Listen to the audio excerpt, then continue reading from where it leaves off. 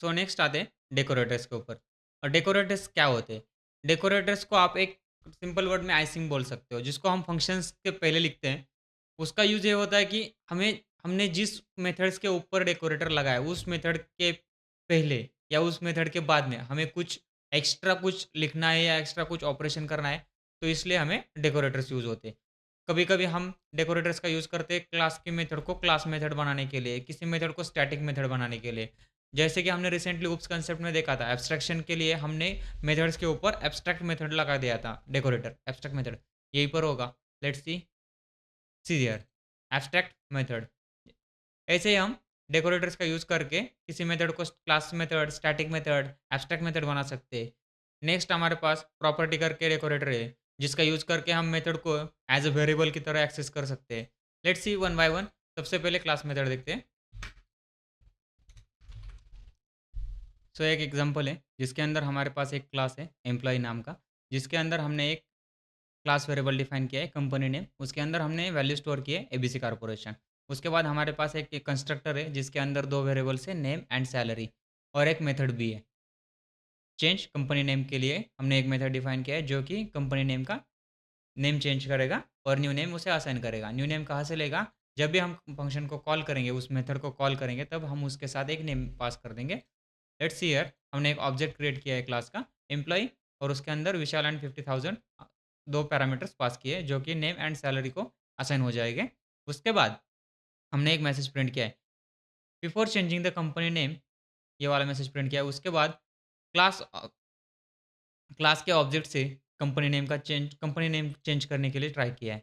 Let's see होता है या नहीं। रन कर दिया। सी चेंजेस नहीं हुए।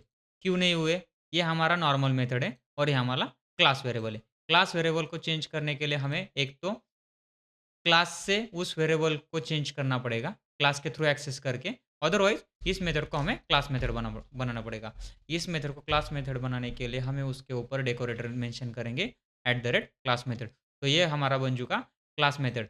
अब इस प्रोग्राम को दोबारा रन करके देखते हैं, क्या अब ये अपडेट हो जाएगा? 100% क्लियर। फर्स्ट टाइम नहीं हुआ था क्योंकि ये नॉर्मल मेथड था, और इस बार हो चुका है। और सेकंड, और एक चीज़ देखते हैं, क्या हम नॉर्मल मेथड को जैसे ऑब्जेक्ट से कॉल कर सकते हैं, बट डायरेक्टली क्लास नेम से कॉल नहीं कर सकते। क्या क्लास मेथड को हम डायरेक्टली क्लास नेम से कॉल कर सकते हैं?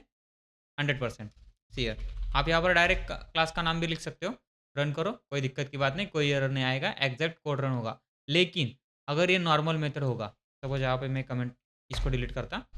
अगर यहाँ पे क्लास मेथड नहीं है, नॉर्मल मेथड है हमारे पास, हमने रन किया, सी हमारे पास एरर आ जाएगा, क्योंकि क्लास नेम से हम object method, normal methods, instance method access नहीं कर सकते। क्लास नेम से हम सिर्फ क्लास मेथड ही एक्सेस कर सकते हैं। Let's see here, @class method and run it again. See अब हमारा कोड सक्सेसफुली रन हो चुका है। तो ये होते हैं class method decorator. Class method decorator का यूज़ होता है किसी भी मेथड को क्लास मेथड के अंदर कन्वर्ट करने के लिए हम क्लास मेथड डेकोरेटर का यूज़ करते हैं। तो नेक्स्ट है स्टैटिक मेथड। स्टैटिक मेथड का डेकोरेटर का यूज़ क्या है? हमें किसी मेथड को स्टैटिक बनाना है, तो उसके लिए हमारे पास एक डेकोरेटर है स्टैटिक मेथड। जस्ट मेथड के ऊपर आप उसे स्टैटिक मेथड का डेकोरेटर लगा दो, बन जाता है स्टैटिक मेथड। तो उसे हम एक कॉल करेंगे, print addition of 10 and 20 series. Print addition of 10 and 20 math operations dot add. Math operations क्या है? हमारा क्लास का नाम है। हमने यहाँ पर ऑब्जेक्ट क्रिएट नहीं किया, सीधा क्लास नेम से ऐड 10 एंड 20, उसके बाद मल्टीप्लाई 10 एंड 20। हमने दोनों मेथड को कॉल किया है। दोनों मेथड को कॉल करते वक्त हमने ऑब्जेक्ट क्रिएट नहीं किया, सीधा क्लास नेम से उसे कॉल किया है। तो रन होगा क्या? एब्सोल्युटली रन होगा। See this, addition of 10 and 20 is 30, multiplication of 10 and 20 is 200। So ये थे हमारे डेकोरेटर्स। उसके बाद क्या हम खुद से कुछ डेकोरेटर्स बना सकते हैं क्या? हाँ भैया, बना सकते हैं। तो कैसे बनाते हैं देखते हैं। User defined decorators. सो ये है हमारा नॉर्मल फंक्शंस। नॉर्मल फंक्शंस, इसमें हमने क्या किया है, एक एडिशन के लिए फंक्शन बनाया, 2 नंबर का एडिशन। उसके बाद उसे हमने कॉल किया, 10+20 उसको पैरामीटर्स दिए, तो आंसर में आया 10+20 is 30, addition of 10 and 20 is 30। तो इसे हमें क्या करना है, यहाँ पर हम एक डेकोरेटर बनाएंगे। किस लिए? एडिशन, उसे एक नाम देंगे, एडिशन ऑफ डेकोरेटर। ये वाला डेकोरेटर बनाएंगे। रीजन, इस ये जो जो कुछ कैलकुलेशन हो रहा है, इससे पहले मुझे कुछ एक मैसेज प्रिंट करना है, और कैलकुलेशन होने के बाद एक और मैसेज प्रिंट करना है। जस्ट पहले मैसेज प्रिंट कर दूंगा मैं वेलकम, एंड उसके बाद कैलकुलेशन, उसके बाद फाइनली डन। एक ऐसा कुछ करके मैं प्रिंट करूंगा। सी, उसके लिए हमें क्या करना पड़ेगा, एक सेपरेट फंक्शन लिखना पड़ेगा। फंक्शन का नाम क्या होगा, हमारे डेकोरेटर का नाम ही हमारे फंक्शंस का नाम होगा। उसके अंदर हमें एक और क्लास लिखना पड़ेगा जो जिसका नाम है रैपर। रैपर क्लास लिखेंगे। रैपर क्लास के अंदर हम वही दो पैरामीटर पास करेंगे जो कि हमने नॉर्मल फंक्शंस को पास किए थे। आपने यहाँ पर नोटिस किया होगा कि मैंने एक पैरामीटर पास कर दिया, func फंक। ये ऑलरेडी ये पूरा फंक्शन इसके अंदर चला जाता है एज अ पैरामीटर। तो रैपर, तो नेक्स्ट कंट्रोल आ गया हमारा रैपर क्लास के अंदर। रैपर क्लास में हमने दो दो पैरामीटर्स लिए। ये दो पैरामीटर्स कहाँ से आएंगे, जो ये वाला फंक्शन पैरामीटर्स लेगा, वही पैरामीटर्स इस वाले फंक्शंस में आ जाएंगे।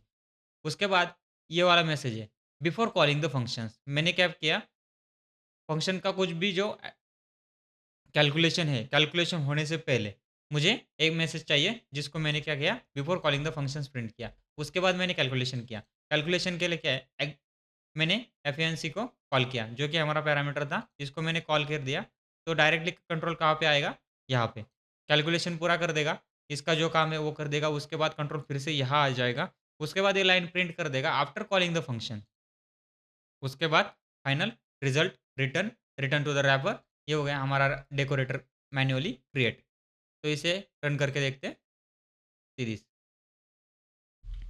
पहले हमारे पास आउटपुट आ रहा था सिर्फ एक लाइन में, अब क्या आ रहा है, before calling the function addition of 10 and 20 is 30 and after calling the function. ये दो लाइंस एक्स्ट्रा हमारे पास आ गई।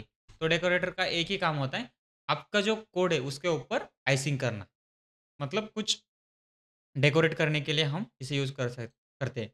कुछ कैलकुलेशन करना है बिफोर एंड आफ्टर, तो उसके लिए हमें डेकोरेटर्स यूज़ में आते हैं। ये थे डेकोरेटर्स।